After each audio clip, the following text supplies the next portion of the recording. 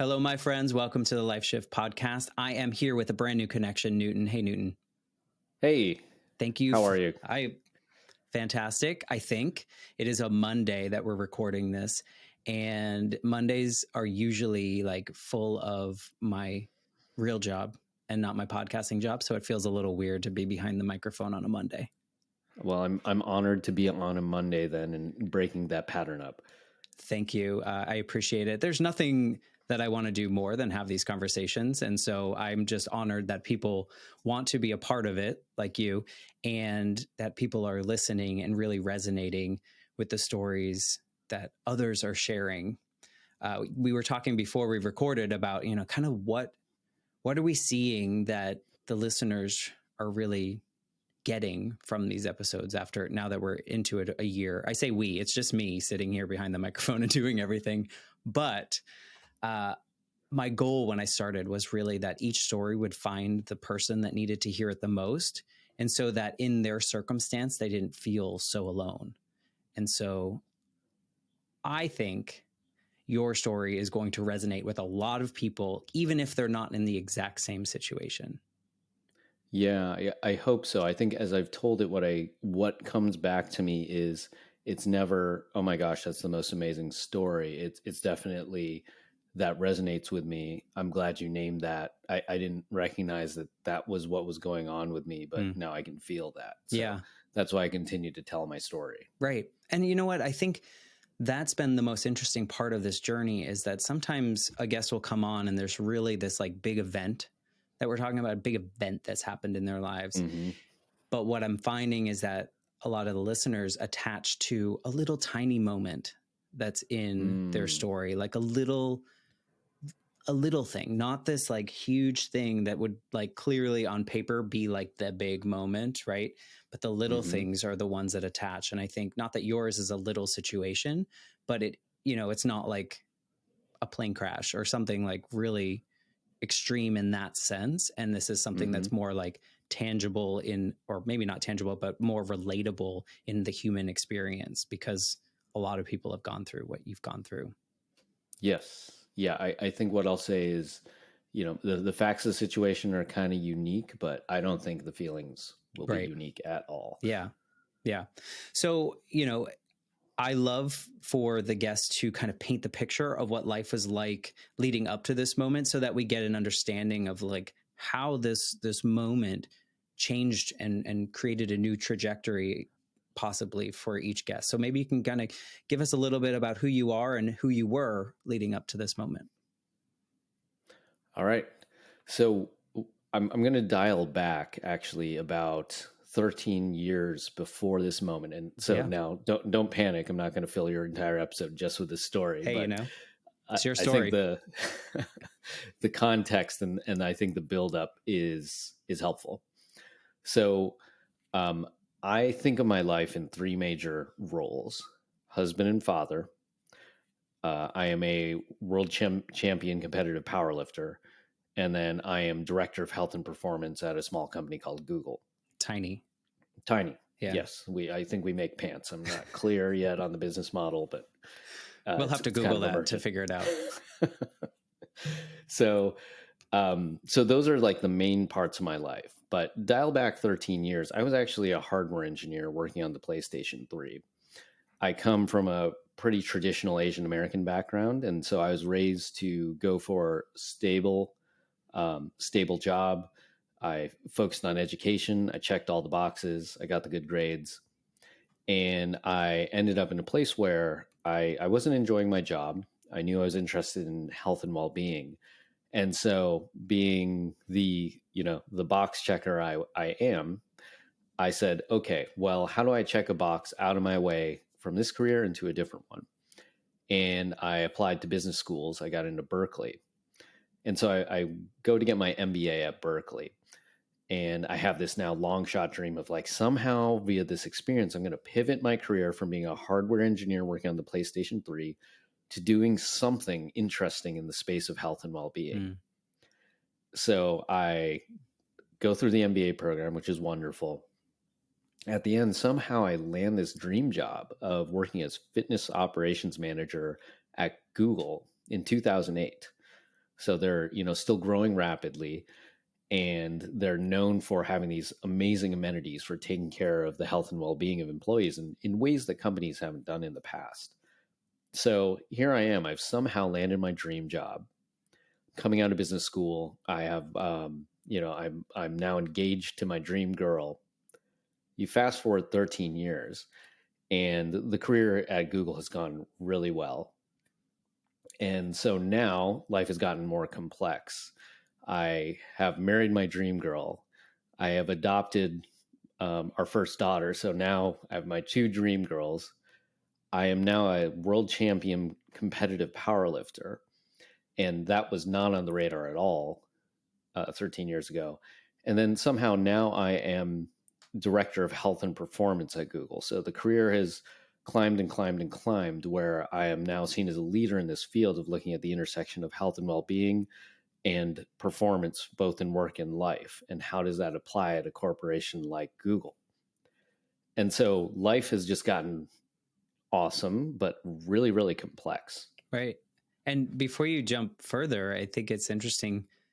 There's a couple of interesting pieces. I often talk to people about this checklist life, but yours was a checklist life, but also maybe that checklist was more apparent because of your background and your parents. Is that true?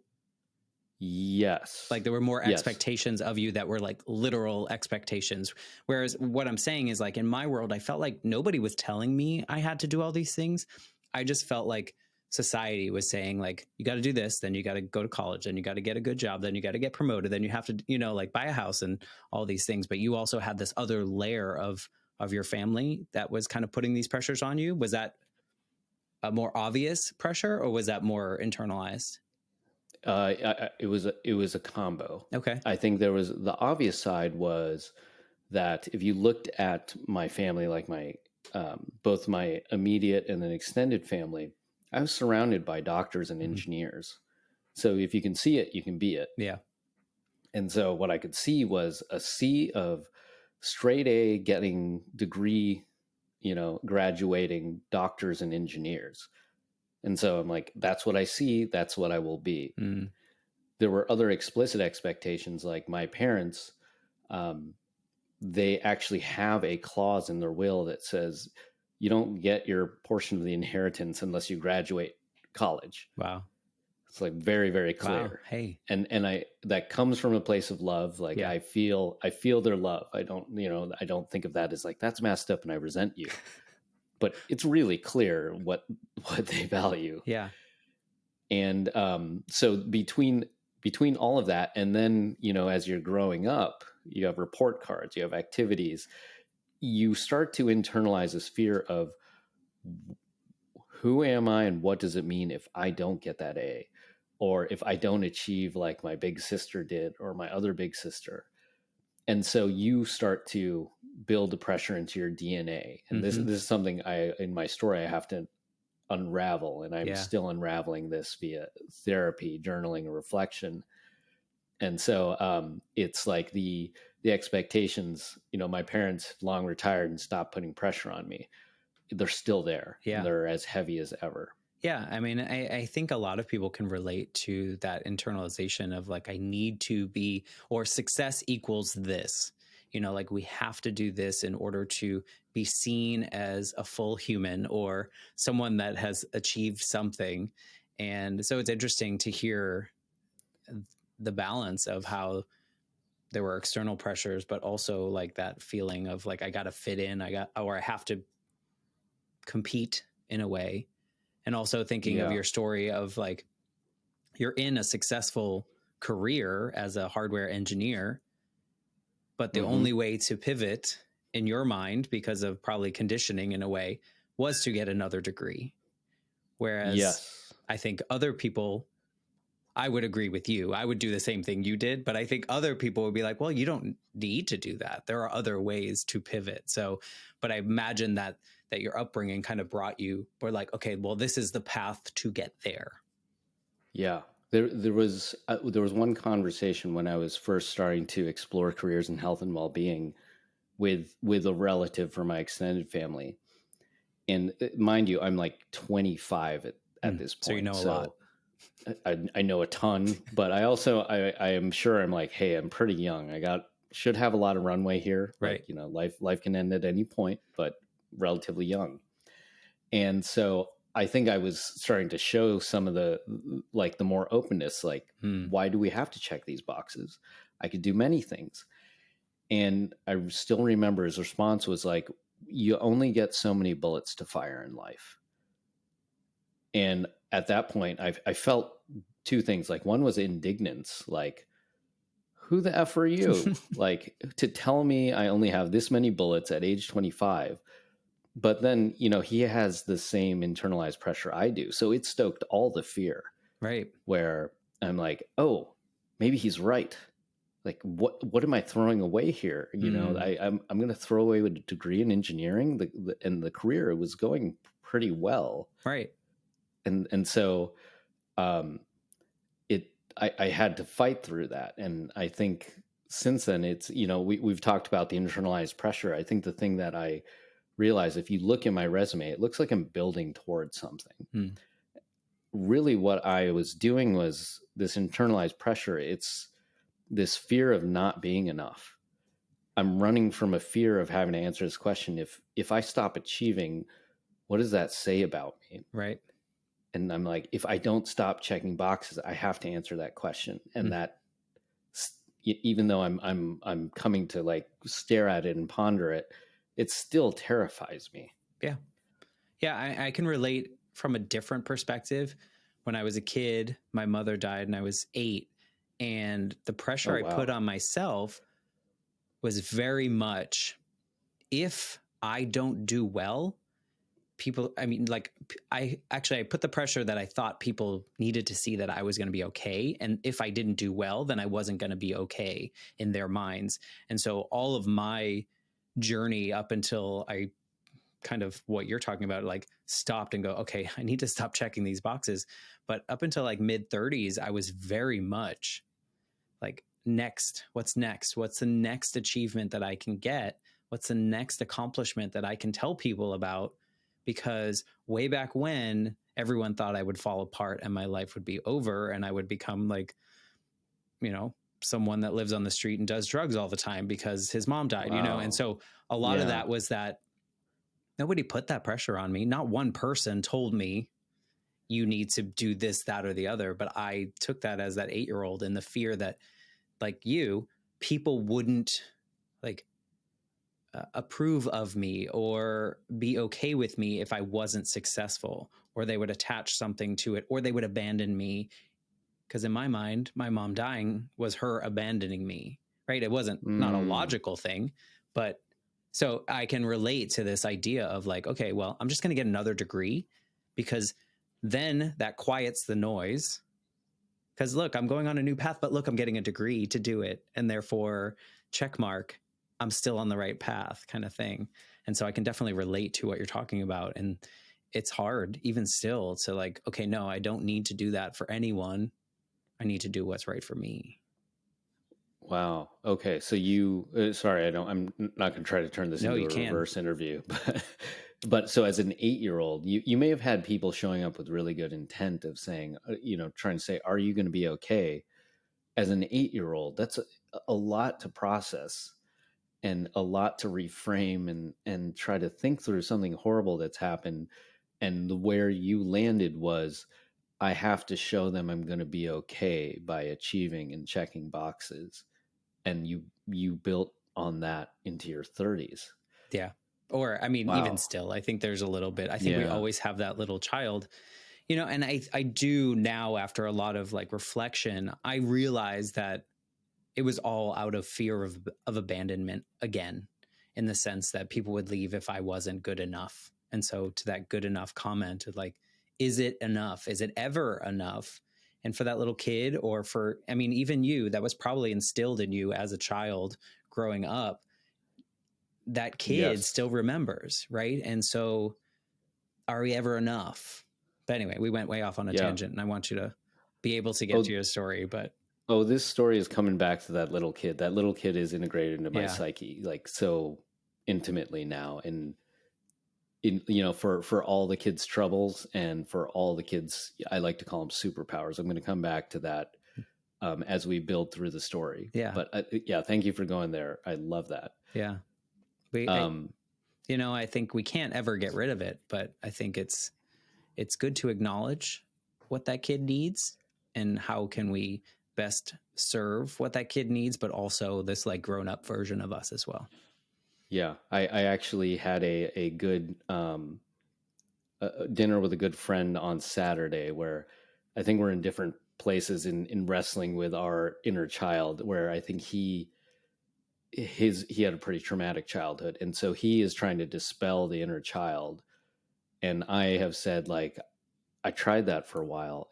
It didn't work. And so instead I have found a way to have compassion for and take care of that child. And so that child, he's part of my family roster, and I care for that child. Yeah. And he cares for me. It's so important. And it's also, I think, emotionally mature. I think it takes a while to get there though. And you probably do have to make mistakes and find what works for you, because what your path is not going to be what your friend's path is. What's my path? I think we all have to find what makes the most sense so that we can live truly as ourselves. And so in that vein, maybe you can bring us back to what this must have been a couple years ago, in which, or somewhere around this time, where everything on paper looked like you were like killing it. You were doing all the things, all your boxes were checked. That paper was full of check marks. Yes. So the paper, I was checking all the boxes. Everything was looking good. It's March 2020. This thing called COVID appeared. And if you'll remember what that felt like, suddenly, like, it accelerated. And then suddenly, March 2020, the entire world just seemed to shut down overnight. And so we all get sent home from work. Those of us with kids, we lose our childcare. And then we're all kind of sitting in this cloud of fear of this thing, COVID-19. We don't know how dangerous it is for us. We don't know how dangerous it is for our children. And then especially for our loved ones who might be at risk, like such as my aging parents. But what I knew was that this was clearly this time of crisis. And so the way I was raised was that in time of crisis, this is when you show up and you lean in and you lead. And so at work, even though now we're working remotely, so for context, I oversee a bunch of our on-site amenities around health and well-being to support the Google community. Now we're at home. So practically overnight, we pivoted as many offerings as we could to digital offerings that could be streamed to your homes. And then we started taking on more responsibilities across the organization because it felt like the right thing to do.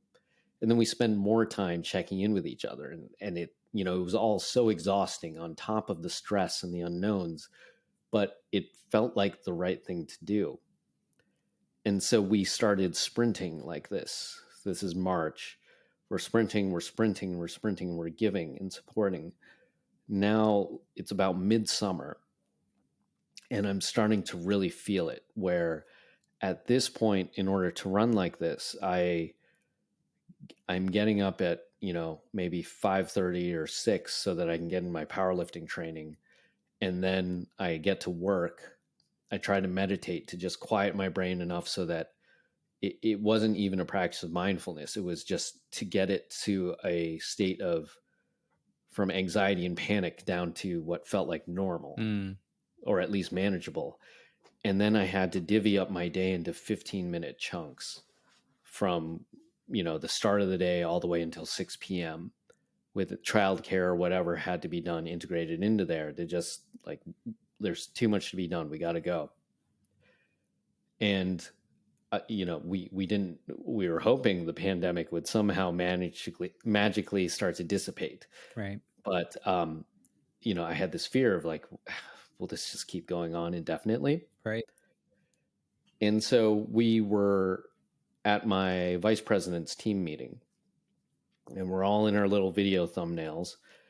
And for some background, the weeks leading up to that team meeting, we'd really been working on our team dynamic of, everyone wears their mask at work. and we had been trying to be more and more open. And we kicked off every meeting with a check-in of just, how are you doing, to, keep building that dynamic.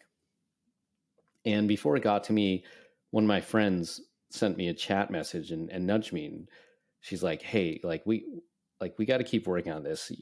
Try to say something real. I'm like, okay. So I'm trying to keep that in mind. It gets to me, and I'm like, okay, I'm going to say something real. And I didn't know where I'd go with this, but I'm not sure what happened. But in the moment, I started to cry, and like I could feel like the tears just start welling up in my eyes. And I said, right now I'm struggling because the number of days that I'm proud of how I'm showing up as a father is going down, and I don't know how to turn that around.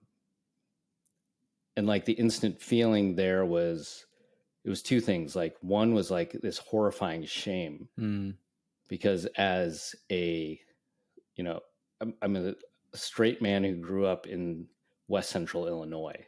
Like, culturally, the way I was raised, like, yeah, we don't do that. Boys don't cry. As an Asian American male, same thing.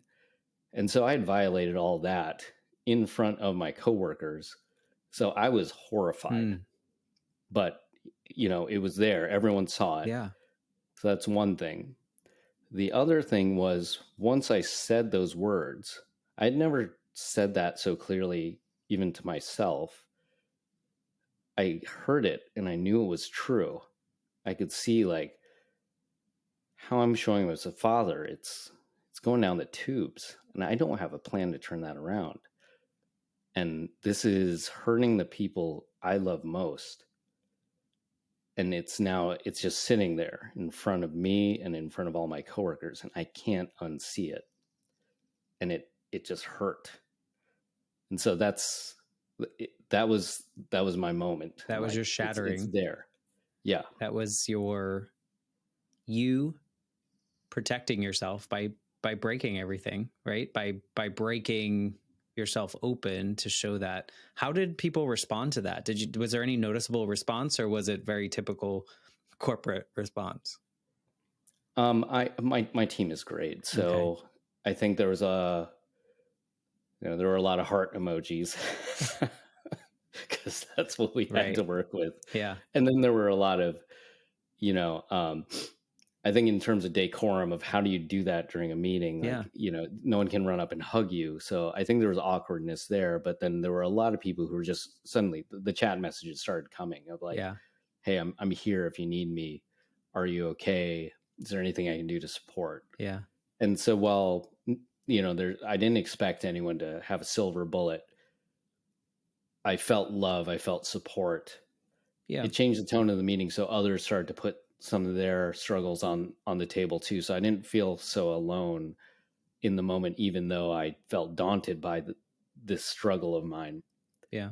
It brought us closer together. The reason I asked that is I think you mentioned your upbringing, your culture, where you lived, the fact that you're a male, all that played into like, you're not supposed to say all these things. We've been trained that guys don't have feelings. You have feelings. You can be angry or you can be awesome. Like there's no other ones that you can have. And the reason I asked that question of how people responded is because I think on the other side, wherever you're from, I don't think that Americans at least are trained or comfortable in hearing that. Right? Because normally the conversation goes, how are you today? And the answer is good. How are you? Fine. How are you? It's just very like, there's no actual conversation there. It's just the words that we say back to each other. And so it's interesting to see, it's almost like a experiment in a way of like, I do it now when someone asks me that, not to like trick anyone, but like, I just tell them how I am, and that's just, it is what it is. And some people don't know how to respond to that. And so I'm glad to hear that people in corporate space, I know we were in a different time, right? People were a lot more sensitive, maybe. But I'm glad to hear that people were supportive and not dismissive, because your whole upbringing, you just described, what you just did, I can imagine the fear, how that might make you not good enough anymore, right? This fear of like, I shared my vulnerability. Now, am I going to be good to people? Am I good enough? Yes. Yeah. Yeah. The questions of, did this hurt my reputation? Yeah. That came up. It meant, did I just admit to myself I'm a shitty father? Am I a shitty husband? Because that's how I feel right now. And to everyone else. Yeah. Yeah. And while I think logically I could rationalize my way out of that, like, the struggles I have, I study relationships and mental health and all of this stuff enough that I know that my struggles are not weird. Like, they're pretty common, but I feel like shit right now. Mm-hmm. Yeah. We can swear on this podcast, right? Well, you just did. So here it is. All right. Yeah, no. I enjoy swearing. Yeah. I mean, as long as you're not a sailor, we're good. Okay. And you're not a sailor. You work at a small company called Google, so we're okay. Yeah. We sell pants. Yeah, I think it's important. I would say nowadays, 2022, 2023, people are a little bit more comfortable sharing their truth, in a sense that, like, if it's not a good day, then I'm going to tell people it's not a good day, and it's not as performative maybe as it was pre-pandemic, at least in my circles. I don't know. Are you seeing the same thing, that people are a little bit less performative and more open?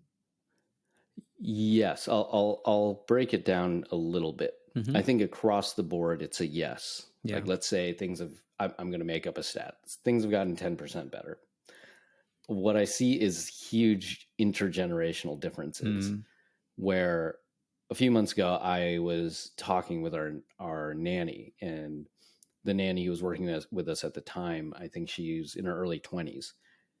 And we got on the topic of mental health, and I asked her, out of curiosity, when did you first start thinking about and talking about your mental health? And she very quickly answered. She's like, about age 12. I'm like, oh, okay. So you're 10 years into this. Me, I'm probably less than that, and, much older than you. And so the clear generational difference there. Yeah.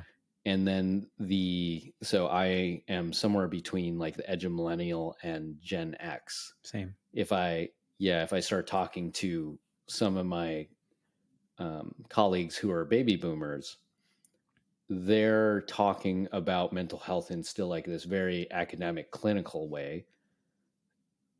They will very rarely reference their own mental health in more than an acknowledging way that it exists versus what's going on with it, or what is going on with them as a person.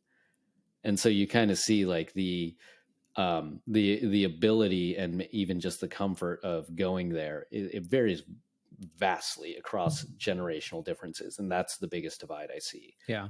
How about in your own family? Do you see that same generational talk, or is it different in your culture? It is, I think across the board, there is less talk about it, but same generational divide, definitely. Yeah. I think it's a product of society and what, everyone else is kind of doing. I remember until the day that she died, my grandmother would not talk about her grief of when my mom died, which wasn't even her daughter. It was her daughter-in-law, but she wouldn't talk about it even to the moment that she died, because I think she wasn't brought up to talk about that stuff. She was brought up to stuff everything down, push everything down, be the person or the role that you're supposed to fill, and just continue that on, and never broke open, in the sense of like your story, where maybe you would have always done that, but that moment in time was just like the right moment to kind of break things down. Yeah, I recently came across this term, and I don't want to nerd out too hard on your podcast, but I think it's called evolutionary mismatch, where I've often thought like, hey, if I wanted to go back to academia, I think I'd study like, how did we decide as a society that when we get especially into the workplace, we're going to put feelings aside, like we Mm, are going to lop off part of our humanity and right. hide it. Like the question I like to ask people sometimes, just the conversation sometimes goes nowhere, but I like to just put it out there to kind of see how people react. Is how is it that if we are having a beer at a bar and I say like, do you agree love makes the world go round? Some people some people might say and money, but they'll largely agree. Like we can all agree. Right. Like, yeah, we all need love. Why is it the moment I cross the threshold of the front door of my company, we can't even say the L word, Yeah. but we're still expected to perform at our best? Like how did we decide you have to lop off that part of your humanity? So that's something I'd want to study. Now, evolutionary mismatch theory says that um, the issue is that over time we develop these norms, like the decision to leave that part of our humanity outside the workplace. But then culture and our context evolve too fast. And so we have norms that no longer serve the current context, such as, if Microsoft is right, 1 out of 2 of us are reporting we're burned out in the workplace. Like, seems like a time where it would be very, very helpful for us to talk richly about our needs at work, but we can't. Yeah. And yeah, so that's where we're at now. It's it's funny though, because like I think about this as that, when I was saying that society's checklist, I also think like, are there rules? Like, are there hard and fast rules that tell us that we can't do that? I don't know. I haven't read all the company's, employee handbooks, but or are we just assuming that that's what we should not be doing or talking about because it's business, business, business? Like, are we There's looking back to the Mad yeah, Men days and like going, that's what we should be doing? yeah. I'll give this like really stark example just Oh, to get back into story format that was like an aha for me. We have a friend who she's definitely in the boomer generation, and we went to visit her, and so we're hanging out in her living room, and she's just kind of going in and out of the bedroom over and over throughout the time we're there. And then eventually I asked them like, hey, what's going on? Like, everything okay? And she's like, oh, I got to just keep checking on my husband. He just had stomach surgery. And I said like, oh, is he okay? And she kind of rolls her eyes and says, well, I don't think he's okay, but so he had to go get stomach surgery. And in 2 days, he's supposed to be back at work. And he's going to go back to work as a firefighter hmm. and not tell anyone he had stomach surgery and just get on with it because that's how he was raised. And I'm telling him, no, take time off, or at least tell people you have this going on so that other people will take up, some of the heavier lifting or whatever needs to be done. And he just refused. And so I look at that and I'm like, okay, he was clearly enculturated that way. The behavior versus our current context is just straight up insane looking to me. Right. But I can't fault him for it because it's deeply internalized, and it's not like he made up those norms. Right. He kind of soaked them in Mm-hmm. via osmosis. And Yeah. so, we're all doing that. But that was like one of the most extreme examples I could see. And now, if I think about our current context, it's not that we have physical injury, we have mental, emotional injury. But from our context, the things we've soaked in say, like, but you don't get to talk about those. Right. Because they make us look weak, according to Yes. someone or something that tells us that. Yeah. Like, and in that case, he probably didn't want others to think he was weak because he's in a macho firefighting position. And like, oh, he's, Yes. an injury is an injury, which means you're not as strong as everyone else in this. If we're going to spiral and start thinking about what this quote unquote means, it all makes sense. And I agree with you. But in that moment when you decided, I'm going to pull this curtain down a little bit and share a vulnerable part that maybe I'm not okay right now, Mm-hmm. did that create a shift in one? I mean, I'm assuming it created a shift in your own personal life, but also in your corporate experience. It did. I think I'll talk first about like the negative and then the positive. Sure. The negative, and credit to my coworkers, because there was no negative from them. It was all love and support. The negative for me was just this low level paranoia now of like, that's out there. Do they see me differently? Right. And, at a minimum, like 100% yes, they see me differently. Like I revealed something about myself, both, informationally and also like emotionally, that they didn't know, that was pretty dramatic. And so, like, absolutely, they see me differently. I see myself differently. And so that was more on the negative, or at least unknown side to me. Mm-hmm. On the positive side, it felt like part of me that was like a clenched fist. Like it opened up just a little bit. Where I'm like, okay, well, not exactly the way I wanted to reveal that, but it's out there now. Yeah. And so, like, there's, if I have a backpack full of, emotional weights I'm carrying, I took one out and now it feels like, oh, the backpack's a little lighter. And so that was an aha for me of like, okay, well, yeah, that was scary. And I don't know how this is affecting my reputation. I didn't anticipate, like, I'm carrying that weight around all the time. Yeah. And I'm not now because it's out there. Did you feel it sneaking up or did you like, was this like, I know you said when you said it, you hadn't really put those words together or that feeling out loud. Was it a little bit of a surprise to you, or did you feel that this was inevitable, this quote unquote outburst in a way, or sharing, this public sharing? Did you think that this was coming? Was there a feeling of that, or was this like totally out of the blue for you? I didn't think it was inevitable, and I didn't know it.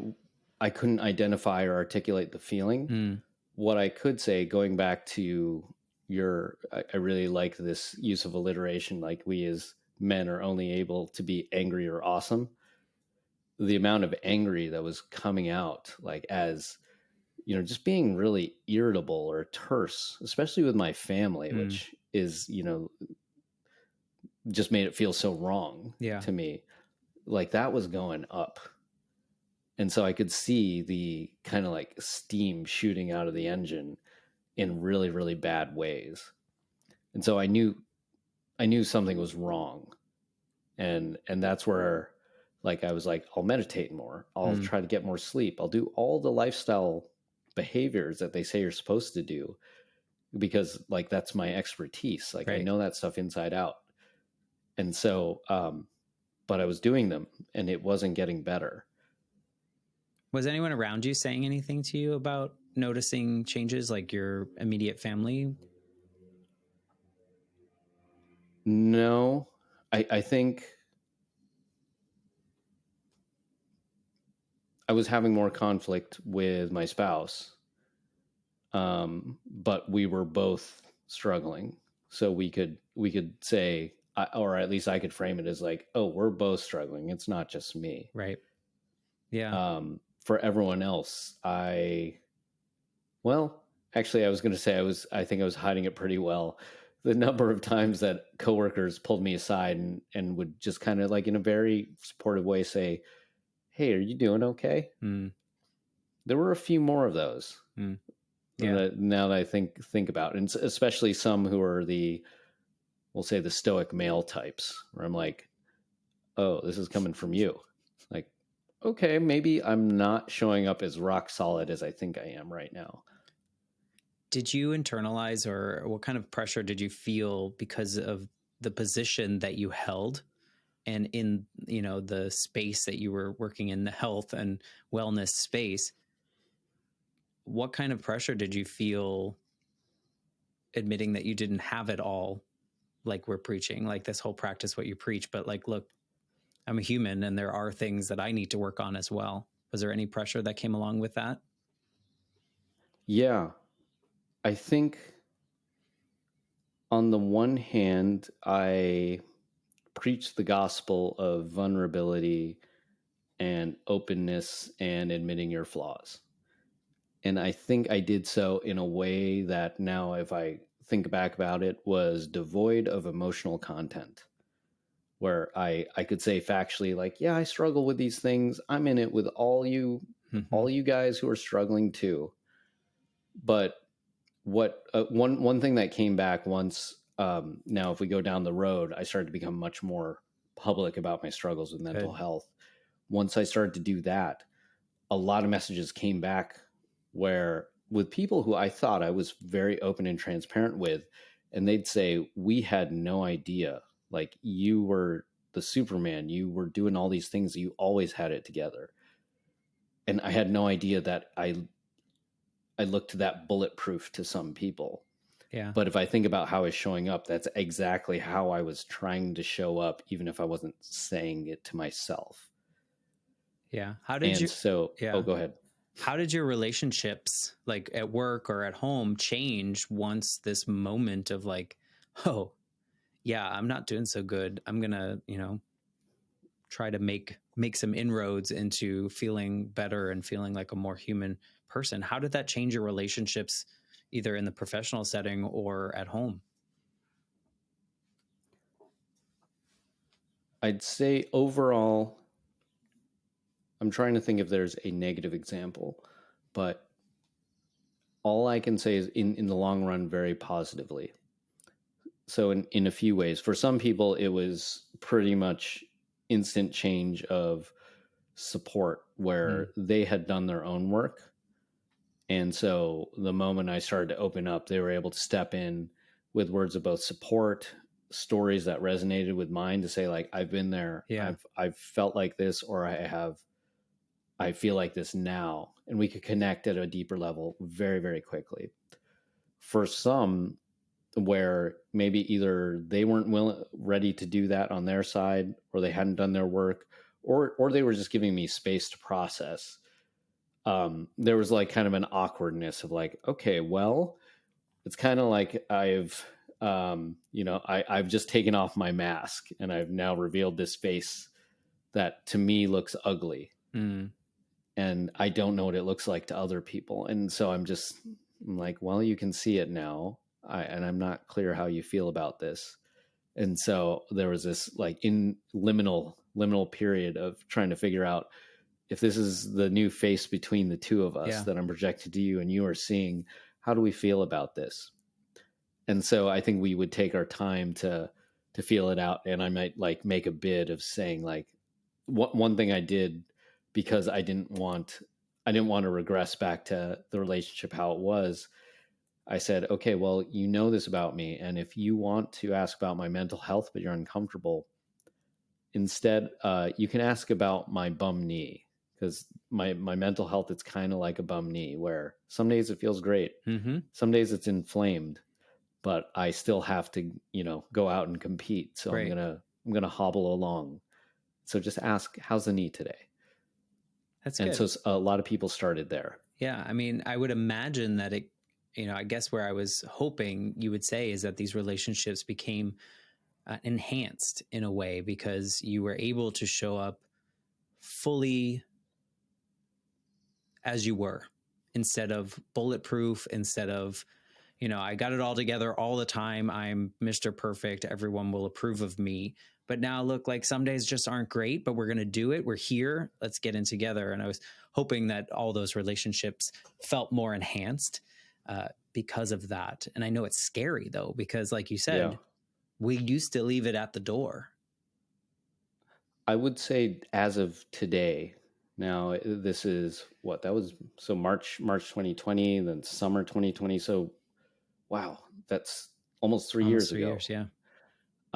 Where we're at today, it feels greatly enhanced. Yeah. So one of the things I feel now is free. Like I still wear some type of mask.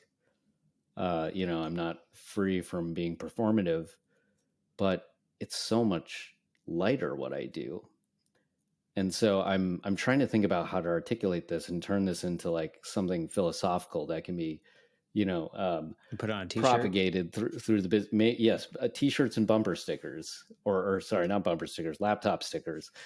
to propagate through the business world. But I feel like now I feel like I can pretty eloquently and integratively talk about my mental health as a leader, as a father, and being open about it.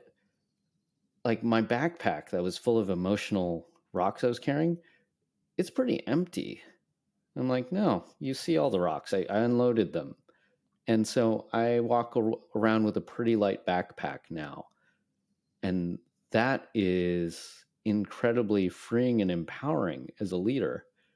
And if I can help other people do that, and which is why I'm coming on podcasts like this one to tell my story. I absolutely want to do that. This is I'm 100% convinced that if we can get there, this is a better way to live and work. I agree. I would imagine, and maybe I'm guessing here, but did your performance at work improve? Did your performance in lifting improve with that lighter feeling that you had? Yes, absolutely. I think, well, let's talk about performance in lifting. Yeah. So as of yesterday, we'll dial back to when I was struggling with mental health. Yeah. I had won my first world championship as a master's lifter. So that means 40 and over, set a bunch of records. Eventually, I went on mental health leave. Coming out of the mental health leave with a new mindset, I broke all those records. As of just 2 days ago, I am now eating into what's called the open category, which is the all ages. So I have managed to show up stronger and leaner in a lower weight class, and am now the number one competitor in the US in the open category in a new weight class. So I continue to climb to higher and higher levels as a lifter. So it's like measurably a yes. As a leader, I think it depends who you ask. There's probably a mixed bag of like, I probably show up with a lot less just like, we got to get all this shit done, fire at times. I think I show up with a way more expansive vision and a clear vision and a story that supports that vision and a willingness to use my voice in a way that I didn't have before as a leader. Yeah. And so it depends what you want from that leader in the position that I hold. But I would say the way I show up now, it has way higher power and leverage. Yeah, I think it would depend on whether or not you see your leader as a leader or a manager, right? Because I think you're probably leaning even harder into this leader feeling in your position where people can gravitate to you. You become a team unit, you inspire, you do all those other pieces. Whereas maybe before you came in, you were still a leader, but maybe before it was more task driven, more like we have to hit this number. And I'm generalizing here, not you specifically, but I think when we are able to not carry that backpack of rocks, and deal with that while we're trying to perform in our position, I think everything becomes a lot more collectively working together towards things. I think people gravitate towards that feeling because they feel like, oh, he's a person. He's not like, he's not just this boss. He's a person and we can work with him. Yes. I think I always did quite a good job of showing up as a full-fledged loving human being. Like that, I've always gotten good feedback on that. But I think I'm much clearer on what do I believe is our vision and what is most important and where am I really going to lean in. I think where it becomes a mixed bag is the areas where I think my vice president, who's my direct boss, he would largely agree with me, but then there are the days he's like, can you please submit that report on time? And I'm like, you are absolutely right. That is still part of the job. And I will lean back in the other direction today. Yeah. So message heard. That's fair. I mean, you still have a job to do. So make sure you do that. Make sure you hit all those boxes. Check those particular boxes that are important.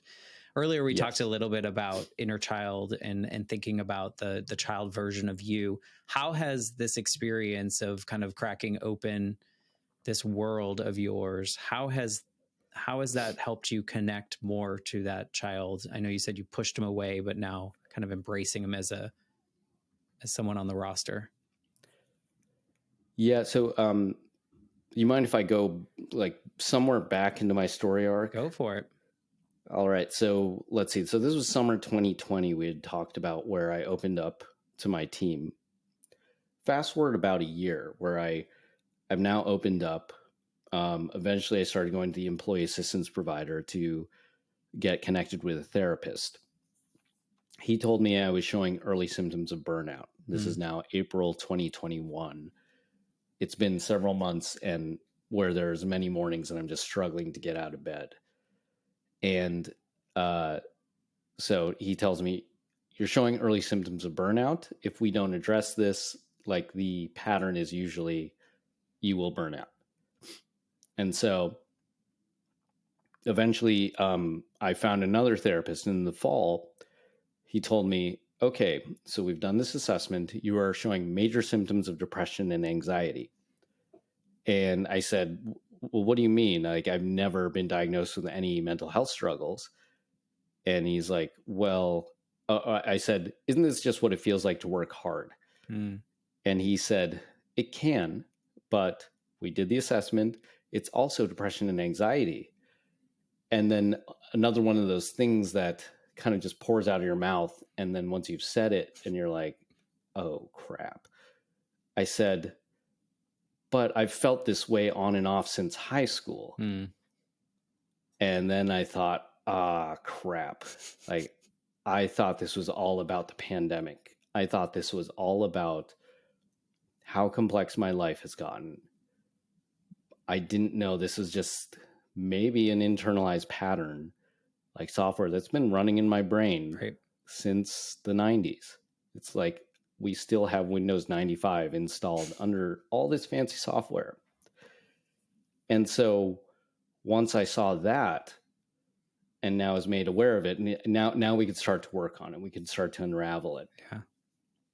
Now, how we get to the inner child is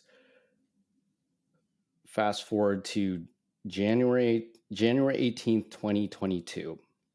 I've now told people publicly that I have these struggles with mental health, and I've decided to go on mental health leave.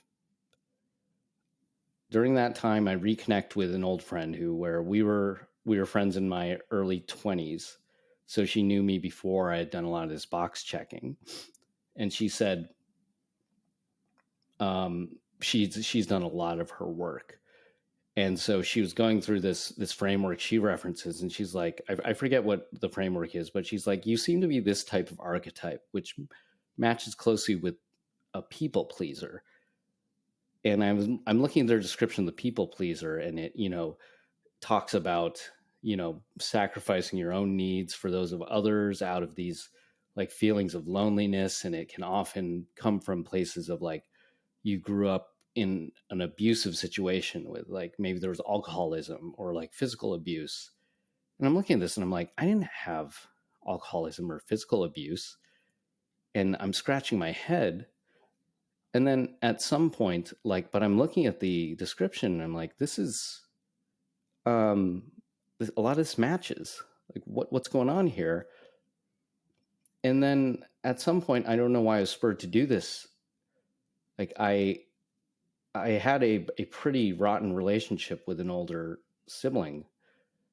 And I decided to Google, what's the difference between sibling rivalry and abuse?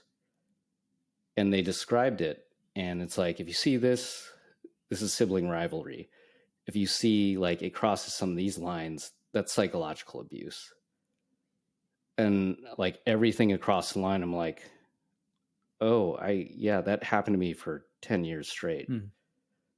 And so I saw that and I'm like, oh, I knew a lot of that wasn't normal, but I didn't want to acknowledge, like that had happened to me, and maybe it was traumatic. And, like I had to spend a lot of time thinking about not just that happened, but can you remember what that felt like?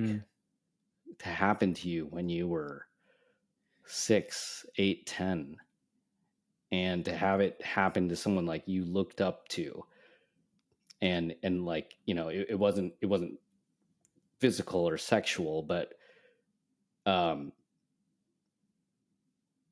like, to look back at that and think about it, I was like, yeah, someone who, like, they were my hero Mm-hmm.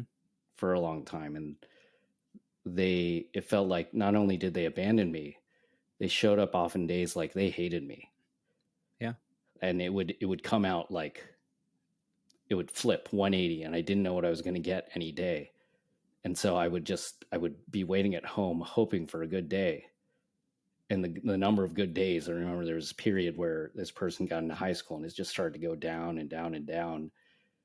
And I knew there were going to be more days that I felt in danger than safe.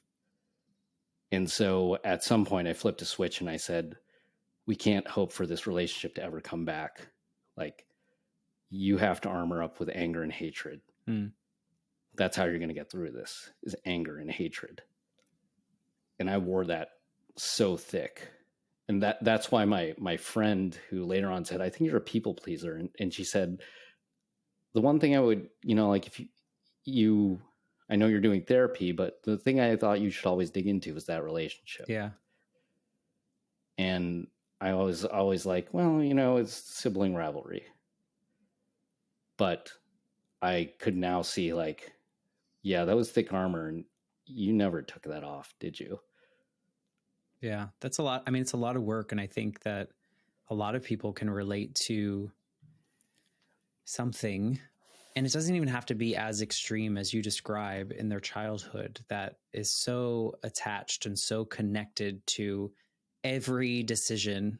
I mean, we talked about my situation and how, like, that 8-year-old was like, never wanted to be abandoned. So everything he did in hopes that people would be happy about it and that would see it as okay and approve. And it sounds very similar to your situation, in which all the check boxes that you were doing, all the successes you were having, perhaps that little kid, before you got angry and hatred in there, that little kid just wanted to be liked and loved and approved of, in a way. And it all kind of, once you uncover that, everything is weirdly unravels, right? Like, I don't know if you had that experience where you're like, hold on a second, these decisions that I made, can they really be from back then?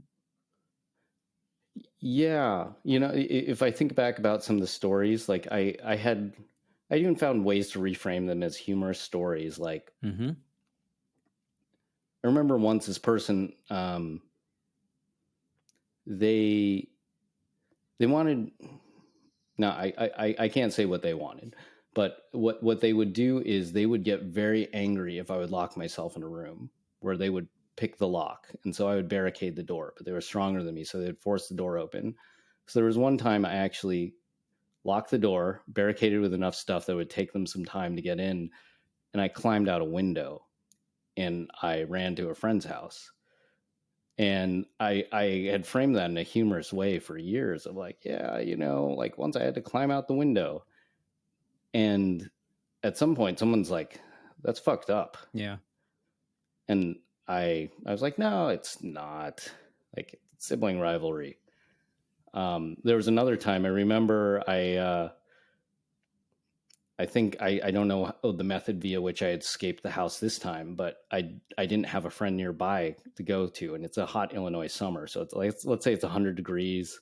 I don't have any protection from the sun, and so I think of the nearest friend. So I walk several miles in the hot Illinois sun. I show up all sweaty and sunburned, and, like, I didn't know what to say to my friend's mom when she opened the door, and I'm like, hey, I'd just had to blow off some steam, so I went for a walk, you know, like, is Johnny home? Yeah. So she's, you know, now very confused, and goes to Johnny, and it's like, yeah, Newton's here. He said he had to blow off some steam. And so they let me hang out. But yeah, there was a lot of that had happened, and I had reframed as, Mm-hmm. yeah, this is normal. Well, it's protection, Like, right? I mean, I think you yeah. were just protecting yourself and that child version of you. And, you know, it's it's hard to uncover all that and realize like something like that can affect everything that we do. And looking back on it, you're like, oh my God, I didn't even realize this. But, you know, it's wonderful that you're in this space, right? Because maybe 3 years ago version of you would continue making those stories, you know, making them humorous stories. But now you're actively doing the work by whatever modalities you're finding work for you in this discovering and uncovering and becoming the best version of you. Not that you weren't the best version of you before, but even better, even more enhanced. And I think that's what people can take away from your story, is that like being comfortable enough in your space to share something in a vulnerable moment and not running away from it is probably like the best advice I could give from hearing your story, is to like lean into that, even though it's so uncomfortable and scary based on what your experiences are. Would you say that that moment, as scary and vulnerable and everything, do you look at that with being grateful for that moment where someone was like, just be real? I do. Yeah. I've gone back to that friend and told her about all this. And you know, so even after I had that aha, and like it was pretty traumatic and I had to process it, and I journaled about it, and I just kind of sat with it for several days while on mental health leave. And then eventually I remember I was just lying in bed trying to think about it, and I just started sobbing. And like the sobbing just, it probably went on for a good 45 minutes. I'm like, I don't know where all this is coming from. But, you know, I'd heard about like people going through this type of catharsis where they start sobbing uncontrollably, it won't stop. And so, you know, like I can't remember if I was like timing it, or I'm like, holy crap, it's 23 minutes in, like the sobbing is still going. You know, there's probably part of me laughing while also sobbing. And then once I had processed through that, you know, and then I talked it through with my therapist, and there was more sobbing. It came out, I came out feeling really light. And I could now see the, you know, the wounded child, like, there you are. Okay. You've always been here. And you've been wearing this armor, a really heavy armor suit. And I have been flogging you for years, saying you must achieve or we are not safe. Yeah. And I could now say, okay, you can take that off now.